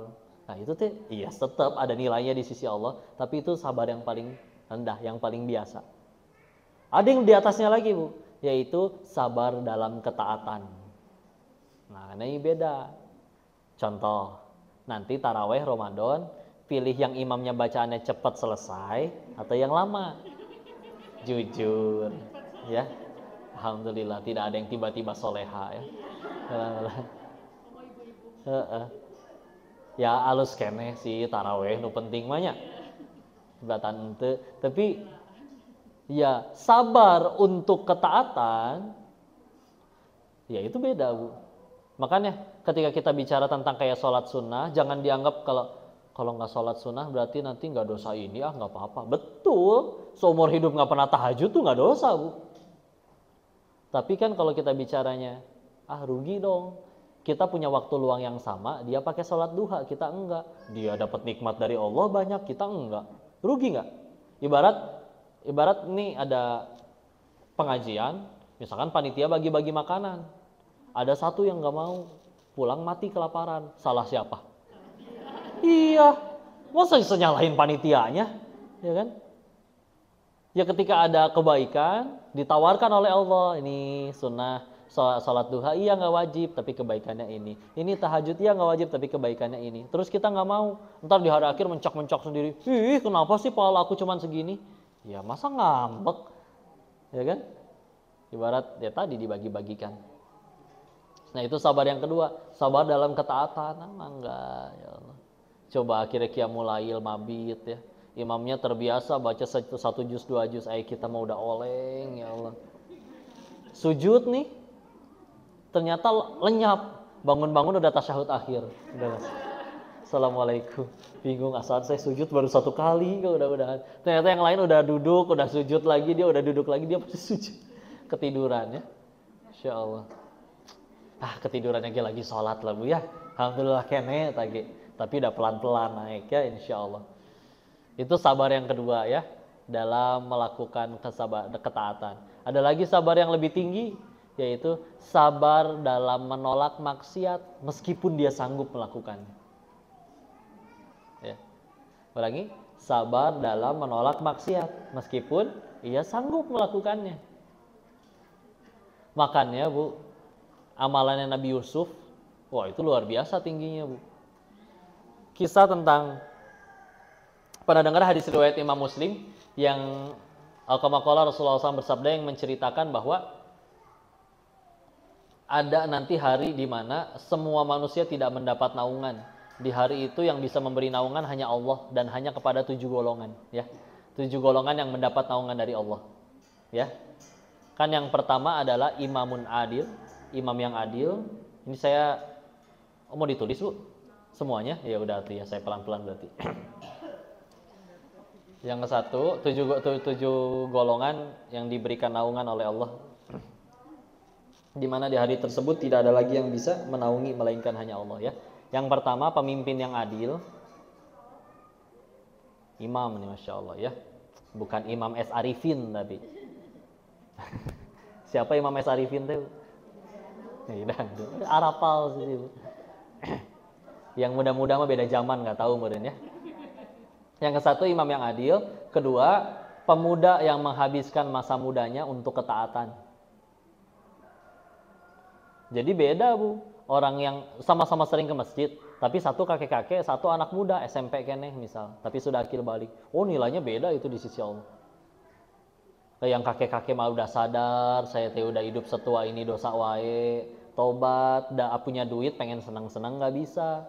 Coba yang muda, tampan-tampannya, ganteng-gantengnya, perempuan nyari dia, tapi dia nggak mau. Ya, kalau yang aki-aki nyari perempuan yang nggak mau Bu. Sampai jadi lagu yang adakan cucak rowo gitu kan. Koboi kucai kata si itu mah apa? Ngajak check in dan santai katanya. Kayak ngeracun. Kenapa jadi bahas itu? Ya. Yang kedua jadi adalah ya pemuda yang menghabiskan waktunya dalam ketaatan. Yang ketiga orang yang hatinya terikat kepada masjid. Jadi ke masjidnya resep Bu, rindu gitu. rindu pengen ngaji. Kalau yang ikhwan mah apalagi kan sholat berjamaah di masjid terus. Ya, hatinya terikat di masjid. Itu 3 ya. Sekarang 4. Yang 4 itu nanti koreksi ya kalau urutan saya salah. Ya, tapi yang saya ingat yang keempat itu adalah orang yang saling mencintai karena Allah. Bersatu karena Allah, berpisah juga karena Allah. Ya. Bersatu karena Allah, mencintainya karena Allah, bukan karena dia mah kaya nanti saya ditraktir, bukan. Dia mah punya jabatan nanti saya dimudahin urusan, bukan. Karena Allah weh, karena dengan dia aku ingat Allah terus. Ya. Udah saling mengingatkan, saling cinta karena Allah. Itu yang nomor 4. Ketinggalan, Bu? Cepet teuing? Enggak. Nomor 5 ya. Nomor 5 ini yang amalannya Nabi Yusuf. Laki-laki yang diajak bermaksiat oleh perempuan, semua perempuannya cantik, kaya, punya jabatan, tapi menolak dan berkata, aku takut kepada Allah. Ya. Kalau mau nulis singkatnya mah, laki-laki yang menolak maksiat lah gitu ya. Padahal digoda oleh perempuannya. Oh, ya udah 6 sama 7-nya dulu ya. Ini lanjut. Karena sebetulnya saya pengen bahas yang nomor 5-nya doang tadi. Ya. Yang nomor 6 adalah orang yang sedekah sembunyi-sembunyi, dalam artian kalau bahasa hadisnya dia memberikan dengan tangan kanannya, tangan kirinya tidak mengetahui. Maksudnya adalah sedekahnya tuh sembunyi-sembunyi, orang terdekatnya aja nggak tahu gitu. Jadi nggak usah sambil sedekah cepret ya. Sedekah 1 miliar, pas difoto, fotonya merem, ulangi. Nah, apa hubungannya? Ya, merem nggak merem tetap dapat pahala. Ya, atau misalkan belum kerekam, sini mohon maaf duitnya balikin lagi dulu, ulangi. Kerekam. Dipegang kenceng, nggak mau diambil lagi. Ya, insyaallah ya. Yang keenam ya, sedekah sembunyi-sembunyi. Yang terakhir adalah orang yang dalam kesendiriannya menangis karena mengingat Allah. Ini game mahal, Masya Allah. Jadi nangisnya bukan karena adegan sedih di drama, Bu. Biasa itu mah. Ya. Nangisnya karena ingat Allah, ingat ya Allah nikmat teh seueur-seueur teuing, da saya padahal teh sejahat ini, sesering ini mengkhianatimu, engkau masih segitu baiknya, nangis. Ingat dosa sebanyak apa tapi tetep masih hidup teh sehat kene, makanan ada, nggak pernah kepanasan, mobil masih enak, adem, AC, rumah nggak kehujanan. Ya. Orang yang dalam kesendiriannya menangis karena mengingat Allah. Bu, kecepatan Bu. Atau saya WA nanti lah Bu lah. Gitu ya. Gitu. Jadi itu 7. Nah, tadi saya pengen fokusnya ke yang nomor 5 Bu. Karena nomor 5 ini Nabi Yusuf ini sabar dalam menolak maksiat. Kita lihat Nabi Yusuf itu kan yang pengen perempuannya Bu. Ya, perempuannya yang ngejebak, yang ngunciin pintu kamar, yang pengen, yang bahkan nggak mau emang nutupin ke siapa-siapa gitu ya. Karena Bu, kalau ada laki-laki mohon maaf ingin berbuat buruk kepada perempuan, perempuannya nggak mau bisa nggak jadi Bu. Karena pernah dapat cerita ada laki-laki ingin berbuat jahat, nyulik perempuan Bu, dibawa ke kamar hotel. Terus ini perempuan sadar, ini saya ngelawan nggak mungkin, dia badan lebih besar, lebih kuat ya. Maka si perempuan ini dia nggak mau, tapi dia punya cara. Izin saya pengen dandan dulu biar lebih cantik katanya. Ke toilet dulu ya, ke toilet. Ternyata punten Bu, di toilet buang air depan belakang ya, dibalurin ke seluruh tubuhnya. Pas keluar lagi si mamangnya teh geuleuheun. Ya udah sana pulang kamu, selamat. Enggak Bu, maksudnya apa? Kalau laki-lakinya yang pengen, perempuan yang nggak mau masih bisa nggak jadi Bu. Kalau ini, atuhlah perempuannya paling cantik seantero negeri, dianya yang ngunciin, nggak ada yang tahu. Apa jawaban Nabi Yusuf? Aku takut kepada Allah. Kan di ayat di surat Yusufnya itu disebutkan wahammat bihi wahamma biha, bahwa satu sama lain sama tertarik. Di matanya Nabi Yusuf juga, ini teh perempuan, ya Allah, mubazir pisan, ya. Maksudnya teh tertarik juga gitu secara fisik. Cuman ia lebih takut kepada Allah, mendingan di penjara. Kayak kan beliau bilang kan, fitnah dalam bahasa Arab bukan fitnah di Indonesia ya. Kalau bahasa Indonesia mah orang makan makan pisang goreng 1, kita bilang dia 4 makannya. Nah, itu teh fitnah. kalau bahasa Indonesia. Kalau dalam bahasa Arab kan fitnah itu adalah segala hal apapun yang menggoyah keimanan. Ya. Makanya kata tentang kisah Nabi Yusuf ini, Nabi Yusuf menghadapi fitnah saudaranya cuman masuk ke dalam sumur. Tapi menghadapi fitnah perempuan masuk ke dalam penjara. Lebih berat fitnahnya. Ya. Nah, itu Masya Allah, karena takut kepada Allah, nggak berani. Dan ini tingkat sabarnya, karena tadi sabar yang paling tinggi termasuknya ya, adalah sanggup maksiat, bisa maksiat, ada kesempatan maksiat, tapi nggak mau karena takut sama Allah. Oh, itu sabarnya nggak main-main, Bu. Kalau misalkan, kenapa kamu nggak jadi playboy, nggak punya banyak pacar, jarang, nggak pernah berzina? Nggak punya duit, kan kudu bayar gitu teh. Kudu nyewa hotel teh kudu bayar gitu. Ya tadi terpaksa berarti, bukan sabar yang gimana-gimana berarti. Ya. Jadi kadang ada beberapa orang teh, punten ya, tidak Allah anugerahkan paras tampan teh bisa jadi pertolongan. Coba lebih banyak yang tergelincir, yang tampan gitu ya, jadi buaya hijrah atau jadi playboy syariah gitu. Assalamualaikum ukhti. Waktunya tahajud, ternyata nggak cuma teteh doang yang di WA ya. Ah, kok kita mah nggak pacaran kok, paling cuma ngingetin bangun tahajud. Itu. Kita kalau pergi juga cuma ke kajian kok, nggak kemana-mana. Udah gitu diboncengnya ditaruh tas di tengah. Jadi nggak modus ya. Tapi giliran di pengajian ternyata ustadznya teh bicara tentang dilarang pacaran, si laki-lakinya WA ke si perempuan, sabar sayang ini ujian bagi kita.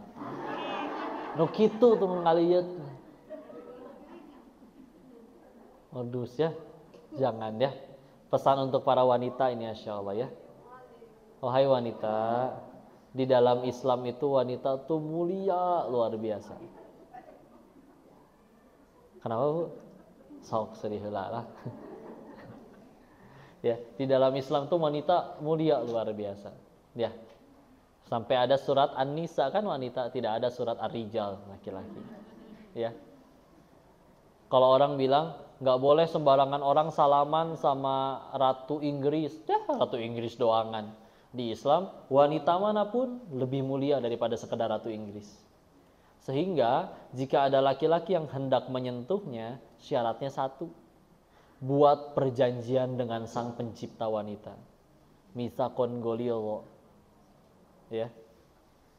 Kalau tidak, dan itu pun dengan ada konsekuensinya, harus menafkahi lahir dan batin, memberi tempat tinggal, bahkan pakaian, mendidik, memberi petunjuk, sabar mendampingi, lengkap ya. Baru pencipta wanitanya memberikan hak untuk silakan mangga lah ya suami istri dileut. Enggak. Selanjutnya, kalau misalkan tidak dengan cara itu, maka punten, jangankan disentuh, memandangnya pun kita nggak berhak para laki-laki. Mulianya tuh kayak gitu ya, wanita. Makanya, kalau misalkan punten ya, suatu saat teteh atau putra-putrinya atau putrinya bunda nih, misalkan di DM oleh Song Joong Ki gitu ya. Atau 7 personil BTS jadi mu'alaf semuanya ingin datang melamar ke rumah gitu. Ngajak pergi pacaran, pokoknya kalau ngajaknya pacaran ke bioskop kemana bilang halalkan atau tinggalkan. Insyaallah. Tapi aku sayang. Kalau sayang silakan mangga, bapak di rumah tiap pada isya. Jangan lupa bawa martabak. Ya. Nah, kenapa Bu? Karena kalau beneran sayang, kan pasti pengen sama-sama bersama selamanya dengan orang yang disayang, betul kan? Ibu sayang sama anak-anak bunda, pasti pengen selamanya dengan mereka, entah di mana, di surga, di mana ya. Nah, masalahnya di dunia itu kan tidak mungkin selamanya sama-sama. Ada yang dipanggil duluan, pokoknya pasti akan ketemu maut cepat atau lambat. Nah, kalau bilangnya sayang tapi tidak ngajak ke tempat yang abadi, yaitu di surganya Allah, maka omong kosong. Ya. Tapi aku cinta banget sama kamu, tapi ngajaknya ke hotel, omong kosong. Ya. Karena kalau ngajaknya, kalau benar-benar cinta, cinta, sayang, pasti ngajaknya ke surga. Ya. Bagiku hotel adalah surga. Tah nu kitu nu cilakanya. Kumaha ceritanya hotel adalah surga. Ya. Jadi gitu ya, hati-hatilah insyaallah sok sing dijaga. Maka ketika tadi sudah bicara tentang akhlak dan juga tentang tingkat kesabaran, juga bagaimana mulianya wanita, Masya Allah. Di dalam Islam yang punya aturan, yang punya begitu banyak petunjuk, kita kembali lagi ke judul kita yang tadi, yaitu adalah pencetak generasi terbaik. Maka gimana sih pendidikan di dalam Islam itu? Ya, di dalam Islam pendidikan itu cuma ada dua tiangnya, tiang utamanya ya. Dua pilar utama pendidikan, mendidik entah anak, entah mendidik anak-anak murid di sekolah. Pokoknya pilar utama pendidikan di dalam Islam itu cuma dua. Ya. Pilar utama pendidikan di dalam Islam itu cuma dua. Apa itu? Satu doa, dua keteladanan. Bu, haus lagi, minum dulu lagi ya. Nggak apa-apa. Ibu mau nggak? Ada ya, alhamdulillah. Jadi saya habisin.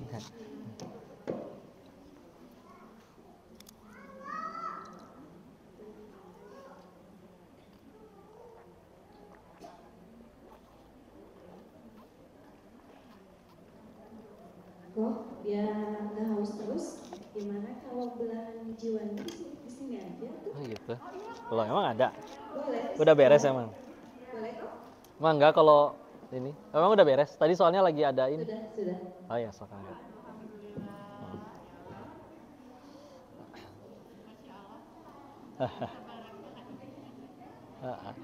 Yang kemarin Sabtu mah bareng Anda. Oh gitu. Oh enggak gitu. Alhamdulillah. Ya. Nanti yang pada zuhur ge barengan di Majalaya. Iya habis ini. Ais ke Majalaya ke Cimahi, aduh. Bak-bak ya. Soalnya mah di peta mah cuma segini, Bu. Di peta sih ya.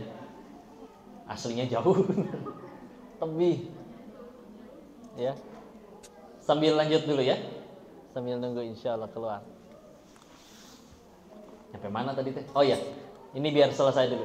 Dua pilar utama pendidikan di dalam Islam itu ada dua ya. Satu doa dan keteladanan. Ustaz, kok dari sini mau panggil nggak? Mau enggak tuh sini? Mau sini? Sembunyi. Berarti dilihatnya hanya oleh saya. Mau kesini kan saya? Asik saya. Ibu kok nggak ada yang manggil saya? Woi, mau ke depan? Situ aja. Oh, ya udah. Nanti kita berdoaan aja ya. Ya udah sedikit lagi, nanti kita banyakin tanya jawab ya. Ini doa dan keteladanan. Bu, doa itu senjata terbaik umat muslim ya. Kita lihat salah satu contoh powerfulnya doa. Kenapa murid-muridnya Imam Syafi'i itu berhasil semua? Karena satu, Imam Syafi'i itu bangun tahajud ngedoain murid-muridnya, Bu. Nggak berdoa buat diri sendiri. Ya. Bangun tahajud, doain murid-muridnya. Dan yakin tahajudnya pasti sering, tiap malam. Nggak cuman pas nunggu Ramadan ya, mabitnya. Ya. Jadi beliau mendoakan murid-muridnya. Dan doa dari itu beliau dari sudut pandang guru ya. Dari sudut pandang orang tua juga Masya Allah lebih luar biasa. Tapi doa itu memang punya kekuatan yang powerful. Sehingga kalau kita bicara pendidikan di dalam Islam, orang yang ingin entah menjadikan muridnya, anaknya jadi baik, jadi sukses, jadi berhasil di sisi Allah, tapi tidak pernah mendoakan, dan memang walaupun ia sholat sih ngedoain kok, tapi lihat contoh-contohnya mereka doainnya tuh di waktu khusus, tahajud. Maka kalau orang-orangnya itu pada nggak tahajud, atau sekalinya tahajud mintanya, ya Allah gelang nu anyar ya Allah, ya Allah pengen punya mobil baru ya Allah, boleh sih ya, dah halus kene lah mintanya juga ke Allah.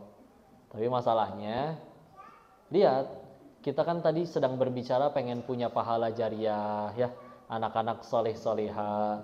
Lihat ternyata orang-orang soleh insya Allah ngedoain itu benar. Dan perlu dicatat Bu, salah satu keutamaan tahajud itu Bu ya. Bu, apa bedanya Nabi sama Rasul, tahu nggak? Nabi kan dapat wahyu dari Allah, tapi nggak diperintahkan buat nyampein ke orang. Kalau Rasul diperintahin nyampein ke orang. Nah, Muhammad SAW ketika Iqra bismi rabbikal ladzi khalaq, itu beliau diangkat jadi Nabi atau Rasul? Nabi, karena belum diperintahkan berdakwah. Jadi beliau sudah dapat wahyu, tapi belum diperintahkan berdakwah. Beliau berarti baru jadi Nabi. Kapan beliau diangkat jadi Rasul? Ketika Quran surat 74 Al-Mudaththir turun ayat 1-7. Ya. Memang tidak lama setelah pulang dari Iqra bismi rabbikal ladzi khalaq ayat 1-5 turun, pulang kan ke rumah istri beliau Khadijah. Lalu kan zamiluni ya. Kadang ada yang nyebutnya zambiluni, salah sebut ya. Nah, di situ akhirnya kan turun kan surat yang lain, nggak lama turun surat Mudaththir. Ya.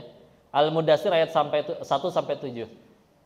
A'udzu billahi minasyaitonir rajim. Bismillahirrahmanirrahim. Ya ayyuhal muddaththir qum fa'anzir wa rabbaka fakabbir wa thiyabaka fatahhir wal rujza fahjur wa la tamnun tastakthir wa li rabbika fasbir. Lihat ayat yang kum fa'anzir, apa artinya di situ?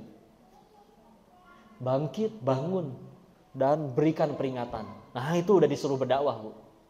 Disuruh membersihkan pakaiannya. Jadi memang ya, jadi kalau misalkan kayak ada ulama-ulama di luar sana pakai dakwah teh pakai sorban, pakai apa rapi, emang perintah Allah, Bu. Dan nggak pantas juga misalkan kami kesini pakai kutang doang ya, kan demi menghormati majelis ya. Nah, tapi itu perintah diangkat menjadi Rasul, mulai berdakwah. Sebelum Nabi diperintahin berdakwah, ada beberapa riwayat pendapat yang menyebutkan bahwa turun satu surat sebelum surat itu turun, yaitu surat ke-73-nya, surat Al-Muzammil.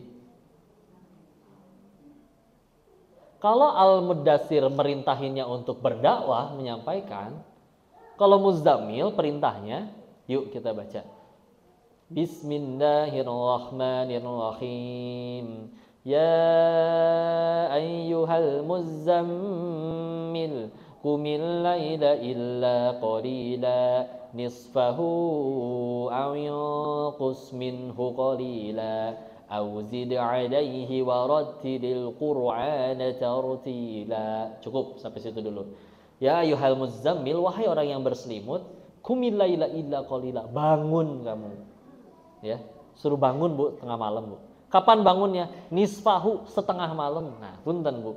Kalau kita tadi udah sepakat pengen niru Nabi, ya, tapi ternyata Nabinya tengah malam udah bangun, kita tengah malam masih bangun, tuh kumaha, ya. Nabi tengah malam bangun, atau enggak nisfahu awin kusminhu qalila, atau kurangi sedikit, ya, sepertiga malam boleh, tapi bangun tengah malam. Nabi sebelum diperintah berdakwah disuruh tahajud dulu sama Allah. Bu, beda Bu.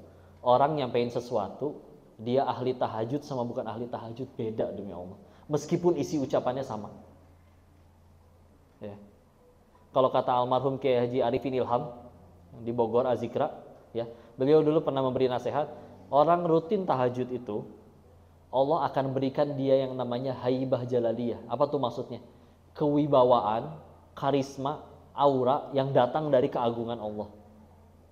Iya lebih kecil, iya lebih muda, tapi kok asa dengerin omongan dia kok kena ya, kok nyentuh, kok pengen ngedengerin, kok pengen berubah gara-gara omongan dia. Padahal saya pernah dengar nasihat ini loh dari orang lain. Oh beda Bu ahli tahajud. Kalau pengen ucapan ibu kena ke orang-orang yang kita sayang, ini mulai Bu tahajud Bu. Nabi disuruh tahajud dulu Bu sebelum berdakwah.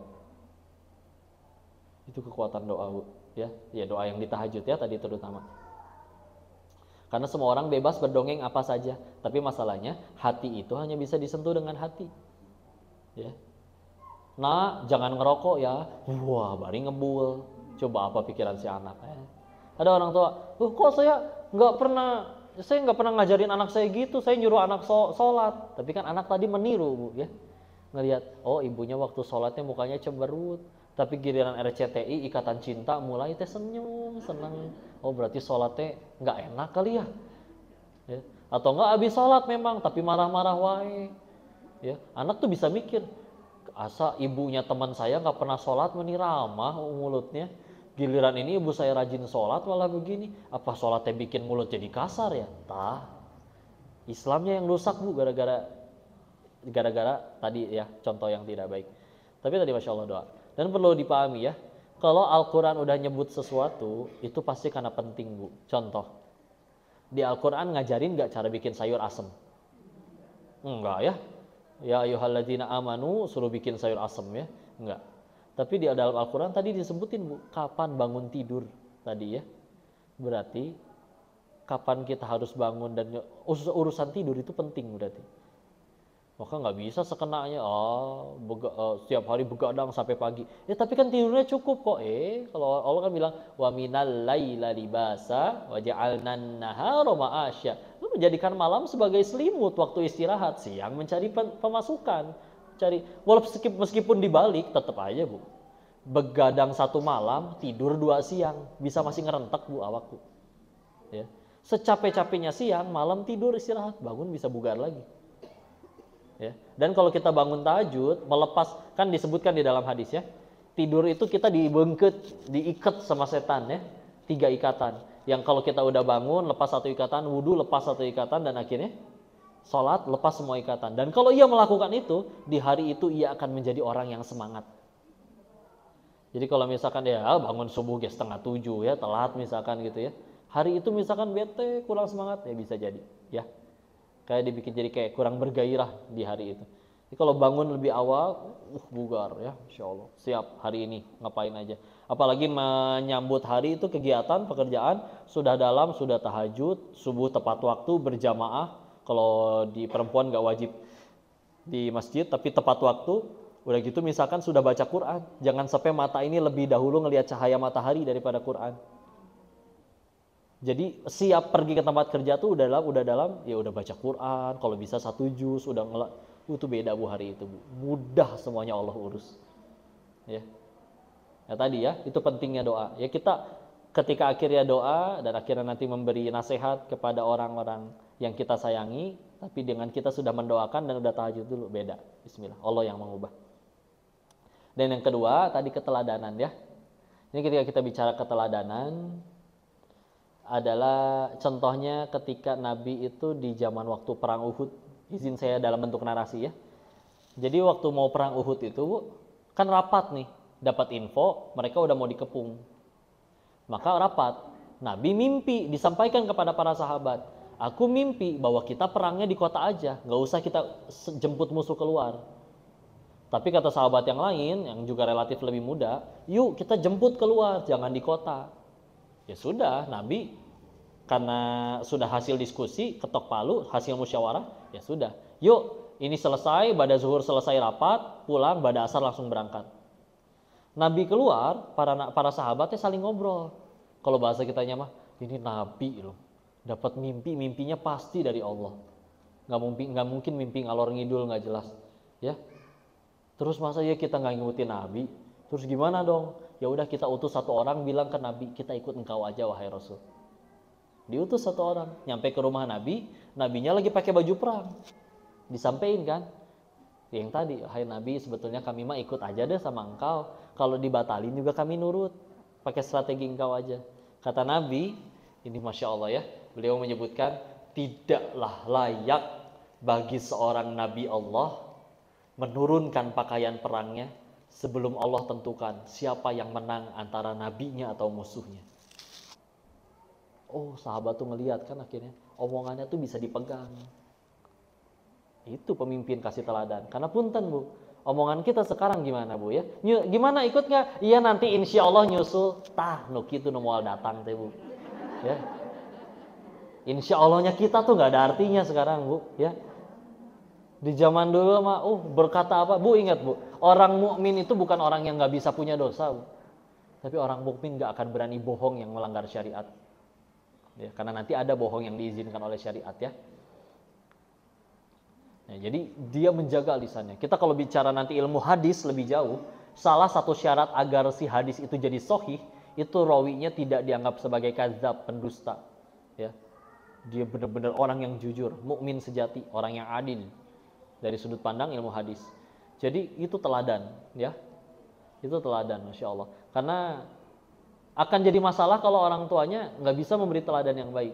Ini dulu guru saya Ustadz Budi Asari marah-marah ketika ditanya tentang gimana cara melepaskan anak kecanduan gadget. Kata beliau, ya ambil handphonenya, susah amat. Nggak bisa ngambil handphone, sini saya ajarin gitu katanya. Yang ngasih siapa? Kalian kan? Ya udah nikmati.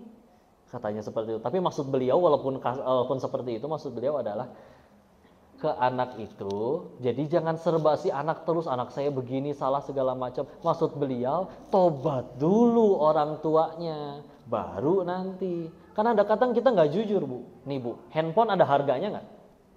Di dalam Islam, harta itu ada aturannya, Bu, buat dikasih ke seorang anak. Ya, di surat An-Nisa disebutkan mesti balik dulu, terus rusyda. Itu dua-duanya ada bahasannya sendiri. Nah, anak belum ngerti mana baik mana buruk, duit apalagi nggak ngerti, kita ngasih benda yang berharga, ya wajar dia nggak bisa mengendalikan main game terus. Sekarang kita udah kecanduan, kita yang ngasih gimana tuh? Ya. Tapi kan kok buat komunikasi, jujur mau komunikasi, berapa handphone yang bisa nelpon sama SMS doang? Dapat 300, 200, kenapa dikasihnya harus yang smartphone? Hah? Sekolah oke, kemarin ada ya pandemi. Sebelum pandemi, ya. Sedangkan masalah ini udah dari dulu, Bu, sebelum pandemi. Dari zaman belum ada handphone canggih, tapi orang tua ngasih PlayStation, Nintendo, ya, Sega bahasa lama. Ya. Gamebot, ya, Game Boy. Insyaallah. Maksudnya, ya, ketika akhirnya nanti diambil, masalah teknis ngambilnya mah gampang, Bu. Lihat siapa yang dikagumi oleh si anak tersebut, dia yang ngambil. Yang jadi masalah satu, kalau ternyata anaknya nggak punya kekaguman apa-apa kepada orang tuanya. Kadang disurvei, Bu, di sekolah, Bu, ya. Yuk anak-anak dikasih selembar kertas, tuliskan kebaikan orang tua kalian. Itu, Bu, ada anak yang udah sampai setengah jam masih ngahuleng naonnya si bapak teh kebaikannya. Wah, itu cilaka, Bu. Karena ada anak, nggak banyak memang, tapi ada anak yang dia nyampe minta kertas lagi karena belum selesai nulisin kebaikan orang tuanya. Dan ketika dilihat, oh anaknya kayak jelas lebih soleh, lebih sopan, lebih santun. Dia punya teladan. Itu keteladanan, Bu. Kok nanti anaknya marah dan segala macam nih? Punten, Bu, ya. Di dalam Islam itu bahkan ada aturan, nih, punten dah nanya cara Nabi mendidik. Bu, kalau ada yang berkata bilang, oh Nabi itu ngedidik nggak pernah mukul. Nabi pernah mukul nggak? Hah? Nabi pernah mukul nggak? Ayo, dikasih tahu, Bu, ya. Nabi pernah mukul, pernah ngejewer. Tapi contoh ya, ini di hadis yang bercerita di menjelang Nabi wafat kan Nabi bertanya kan, siapa yang pernah aku zolimi silakan maju membalas. Ingat hadis yang itu? Akhirnya ada yang angkat tangan kan, dulu aku pernah kepukul perutnya oleh kayu Rasulullah, olehmu. Ya udah silakan balas sekarang. Orangnya bilang apa? Dulu aku nggak pakai baju, Nabi buka baju, kelihatan perutnya diganjel batu, saking terbiasa nahan lapar. Ya. Dan ketika akhirnya udah diperintahkan balas, teman sahabat udah pada kesel. Masa berani kayak gitu ke Nabi? Setelah Nabi buka baju, ternyata ia hanya ingin memeluk Nabi. Terus ditanya, kenapa engkau melakukan itu? Karena aku mendengar orang yang bersentuhan kulit denganmu diharamkan api neraka baginya. Tapi hikmahnya apa, Bu? Ingat, terlepas tidak diceritakan itu Nabi mukul sengaja tidak sengaja, tapi sahabat kena pukul nggak ada yang benci, nggak ada yang marah. Kenapa? Kagum sama Nabinya. Karena punten, Bu, di dalam Islam tuh kalau kita pengen jujur, Bu, anak umur 10 tahun belum mau sholat udah boleh dipukul loh, Bu. Tahu hadisnya? Iya. Bahkan ada riwayatnya lain dari Umar, disebutkannya sampai kayak gini, yang artinya gantungkan cambuk di rumah supaya anak-anak mengerti adab. Meskipun Nabi nggak pernah mukul anak-anaknya. Kenapa? Beliau doa dan keteladanannya udah dapet. Tapi karena syariat Islam hanya nggak buat Nabi doang, harus buat semua. Ya udah, bagi orang tua yang misalkan, ya gimana dong keteladanan tadi belum dapat, sesekali dihukum. Tapi ingat ya, istilahnya kalau terlanjur suatu ketika ibu mungkin dulu pasti menyesal pernah memukul, tapi mukul juga ada aturannya ya. Nggak boleh yang nyampe geger otak, patah tulang atau nyampe, ya itu mah dendam namanya Bu ya. Ya dipukul yang tidak menimbulkan bekas ya. Tapi dari sekali lagi, kalau orang tua itu udah dapat teladan, baru nanti masuk ke teknis tuh gampang. Siapa yang dikagumi oleh anaknya, dia yang ambil. Nggak berani marah kalau udah kagum. Karena kagum. Masalahnya orang tuanya tidak mengagumkan sama sekali bagi si anak. Ya. Dia nyuruh sholat, tapi bukannya tadi pas nyuruh sholat bete. Giliran waktunya untuk ibadah, giliran waktunya sinetron bahagia. Misal ini mah. Di sini mah insya Allah sudah salih-salihah semua ya. Tapi ya itu ya, dua pilar utama dalam pendidikan adalah doa dan keteladanan. Masih banyak sebetulnya dan nggak mungkin cukup ya dalam selesai satu episode. Tapi bismillah, mudah-mudahan yang disampaikan sedikit itu dulu bisa jadi manfaat dan kebaikan. Dikembalikan dulu kepada Nyonya MC kita, moderator. Tafadhol Ustazah untuk masuk ke sesi selanjutnya. Kalau ada yang mau ditanyakan mangga, atau kalau mau dikoreksi barangkali saya ada salah baca ayat juga silahkan ya. Mohon doa dan nasihatnya. Assalamualaikum warahmatullahi wabarakatuh. Masya Allah, alhamdulillah.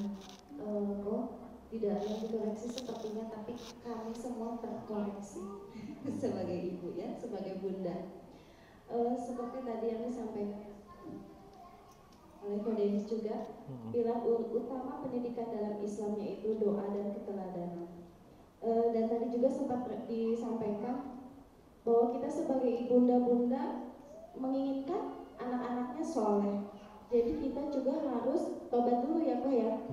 Tobat dari megang HP yang keterlaluan sampai saya juga memang begitu sih. Maksudnya jangan nyalahin anak terus gitu ya. Begitu. Sebelum masih anak ini dibenerin, kitanya benerin diri dulu gitu maksudnya. Seperti jangan melarang merokok gitu ya Kak ya. Tapi ayahnya masih ngebul. Terus melarang anaknya untuk ketawanya cukup puas Ibu. Iya, karena pengalaman mungkin. Masya Allah. Menonton Korea juga Ustadz, kok gimana kok? Saya suka nonton Korea. Oh gitu. Kalau ngelihat sesuatu sekarang ginilah. Kalau dari sudut pandang fikih mah cuman bahas boleh atau tidak, halal, haram, sunnah, mubah, makruh. Tapi ingat, di atas fikih selalu ada yang namanya takwa. Kalau udah pakai takwa, maka bahasannya beda, bukan boleh atau tidak lagi, tapi yang mana yang Allah suka. Kira-kira pegang Quran sama drakor lebih buat disukai Allah yang mana? Masya Allah. Nah, biar iman sendiri yang menjawab ya. Insya Allah. Oke, untuk bunda-bunda yang mau bertanya barangkali. Oh siapa yang mau pilih? Hah? Saya yang mau pilih? Apa? Saya telat ininya ngelihatnya. Oke. Ini Ibu dulu nih. Yang depan aja Iya. dulu ya. Ini paling antusias menulisnya. Waalaikumsalam warahmatullahi wabarakatuh. Izin bertanya, Ya. bagaimana cara mendidik anak sampai menjadi biru walidain di atas dunia? Masya Allah. Ya, bagaimana mendidik anak agar menjadi dia punya birrul walidain ya, Masya Allah. Nomor satu sih jelas sebetulnya kita harus minta tolong kepada Allah ya, karena yang bisa yang menggenggam hati anak dan yang memiliki hati si anak yang membolak-balik itu murni hanya Allah. Dan tapi kita memang terus ikhtiar dan ikhtiarnya jadi amal soleh. Ingat, jangan menuhankan ikhtiar. Saya sudah begini, maka seharusnya anak saya begini. Enggak, kita berikhtiar kan biar dapat amal soleh. Bonusnya Allah kabulkan sesuai keinginan, Allah bolak-balik hati anaknya.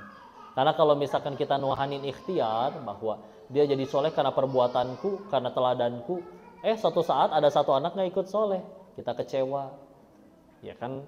Jadi kayak seolah bergantung pada ikhtiarnya sendiri. Jadi tetap bergantungnya tetap kepada Allah, ya. Secara teknis akhirnya kita mulai tentang pendidikan anak-anak di dalam Islam. Karena tadi kita sudah sepakat cara terbaiknya adalah ngikutin secara sebaik-baik generasi, mendidik sebaik-baik generasi ya. Maka kita lihat beberapa percakapan tentang orang tua dengan anak tadi. Kita kutip sedikit karena ini sebetulnya pertanyaan ini bisa jadi 2 kajian lagi mungkin lebih hati ya. Tapi kita contoh ya. Kita lihat surat kedua Al-Baqarah ayat 133. Al-Baqarah ayat 133.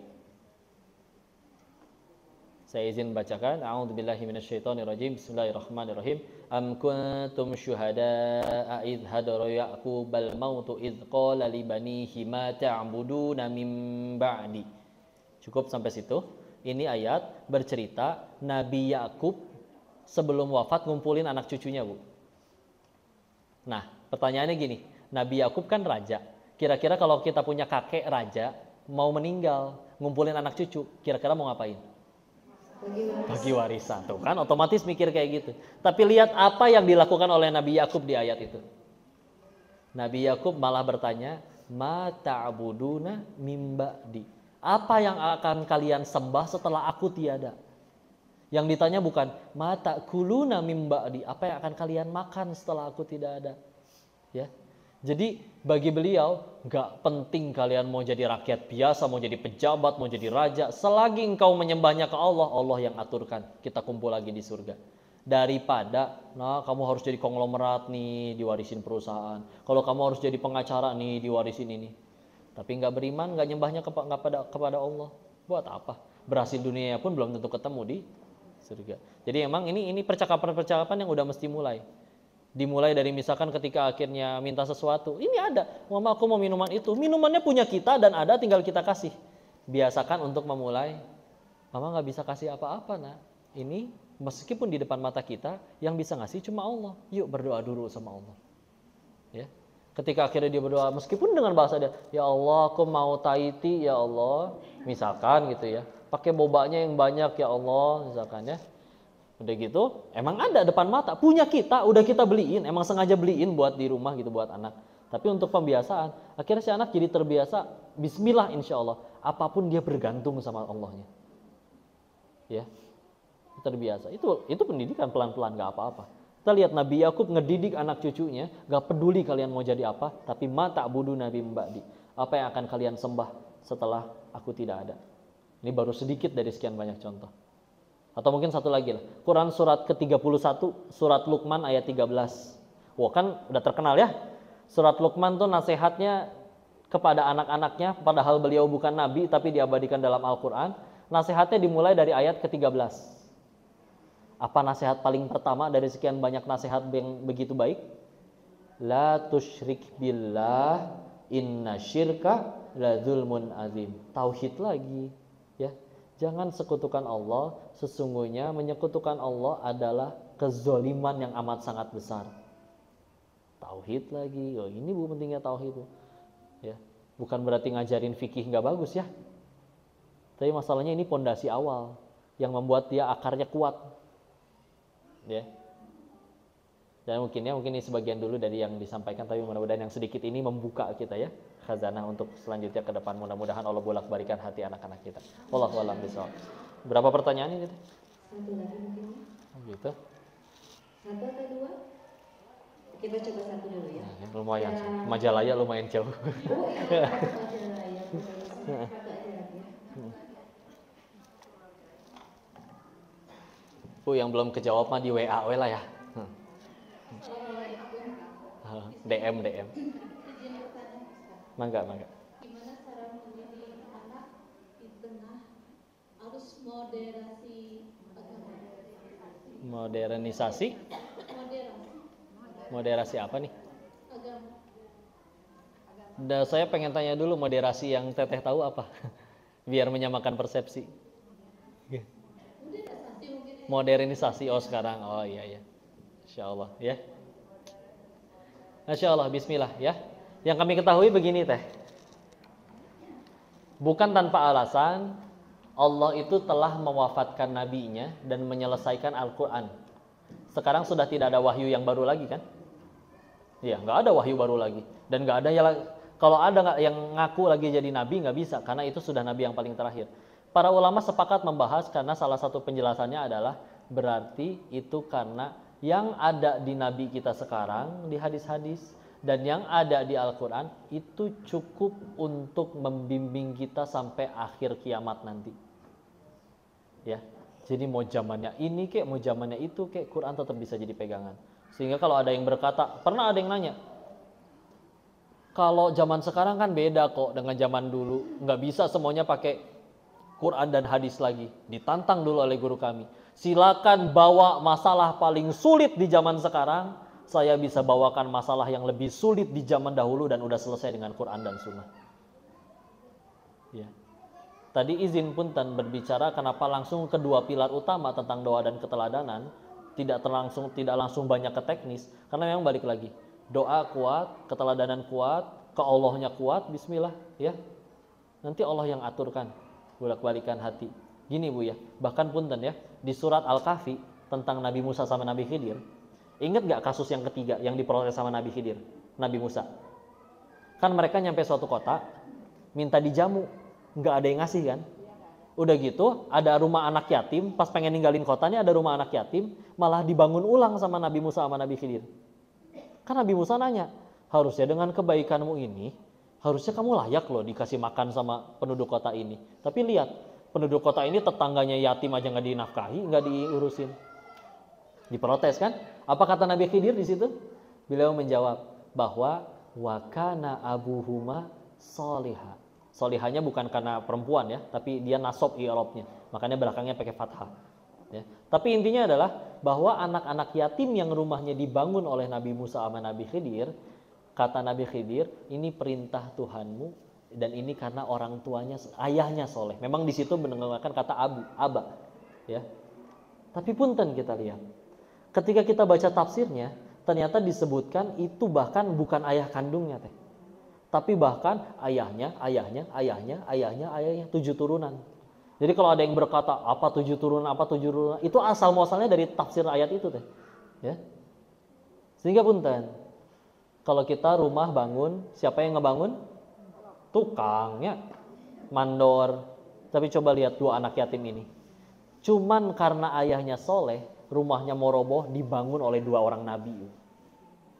Karena wakana abu soleh. Bu, iya dulu ada seorang guru punya istrinya bertanya kepada guru kami ini. Bertanya, aduh gimana ya ini masalah zaman sekarang, teknologi begini, YouTube begini, semua media sosial begini. Gimana nanti ke depan anak kita? Ditanya, dijawab balik oleh guru kami seperti ini. Emang apa andil kamu untuk anak kamu? Apa kamu yang nyiptain tangannya? Tidak. Minimal nyiptain alisnya? Enggak. Maka tenanglah. Anak kita punya Allah. Tugas kita cuma satu, melayakkan diri kita di hadapan Allah sebagai orang tua yang layak untuk dijaga anaknya. Bismillah, di ayat itu tidak diceritakan bahwa ayahnya mati, anak-anaknya masih kecil.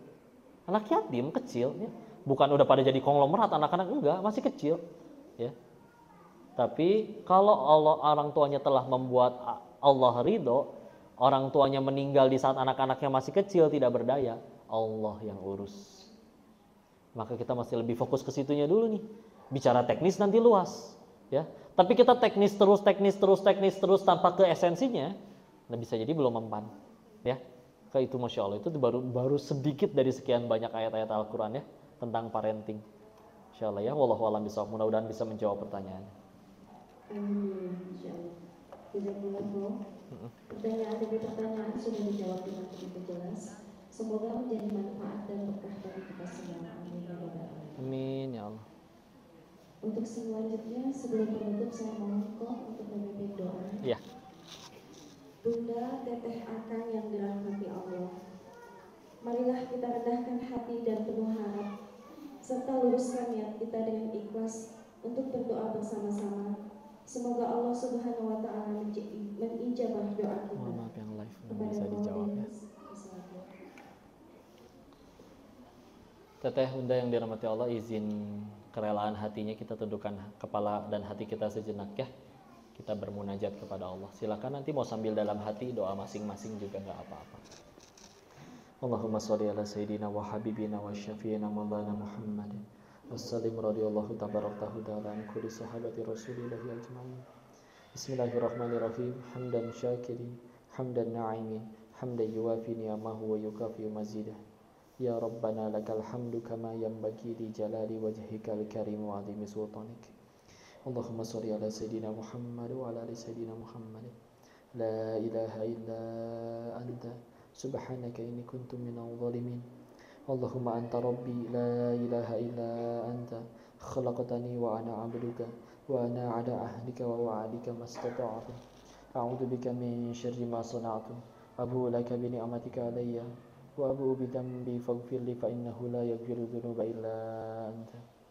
Allahumma ighfir lil muslimina wal muslimat wal mu'minina wal mu'minat al ahya'i minhum wal amwat. Allahumma ighfir lana wa li walidayya warhamhuma kama rabbayana shighara. Ya muqallibal qulub tsabbit qulubana ala dinik.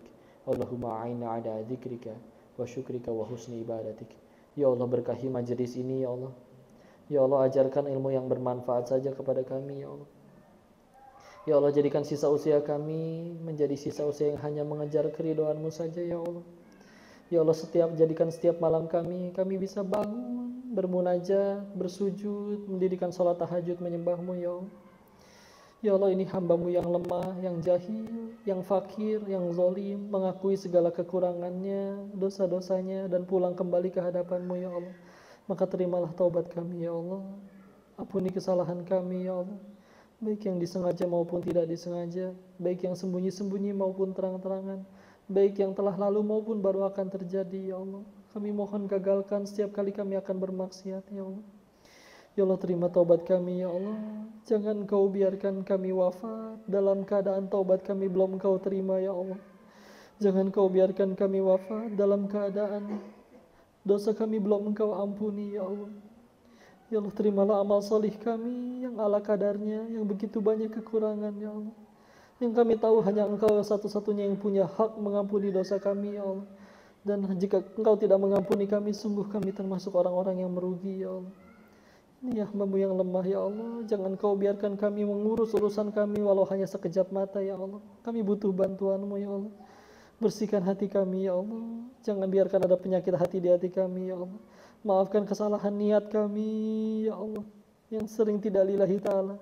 Maafkan kesalahan lisan kami ya Allah, yang sering berkata tidak baik. Dengan sekian banyak kesalahan kami, Kau masih terus menyayangi kami ya Allah.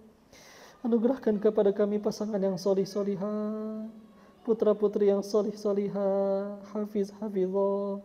Rabbi habli minas solihin, Rabbi habli minas solihin, Rabbi habli minas solihin, Rabbi habli min ladunka dzurriyyatan thayyibatan innaka sami'ud du'a. Rabbi la tadharni fardan wa anta khairul warithin. Rabbi ij'alni muqimas sholati wa min dzurriyyati rabbana wa taqabbal du'a. Allahumma inna nas'aluka husnul khatimah wa na'udzubika min su'il khatimah. Rabbana atina fid dunya hasanah wa fil akhirati hasanatan wa qina adzaban nar wa adkhilnal jannata ma'al abrar ya aziz ya ghafar ya karim ya rabbal alamin. Subhana rabbika rabbil izzati amma yasifun wa salamun alal mursalin walhamdulillahi rabbil alamin. Hadirin yang dirahmati Allah, saya mohon maaf sebesar-besarnya atas segala kesalahan dan kekurangan. Semuanya murni atas kebodohan diri. Allah dan Rasulnya terbebas dari itu semua. Tolong dimaafkan, tolong dinasihati, tolong dikoreksi ya. Dimaafkan tidak? Alhamdulillah ya. Dan jika ada kebaikan pasti dari Allah dan kita bersyukur kepadanya ya. Ditutup nanti oleh Nyonya MC dan saya izin pamit dulu. Semoga bermanfaat. Mohon maaf lahir batin. Wabillahi taufiq wal hidayah. Assalamualaikum warahmatullahi wabarakatuh.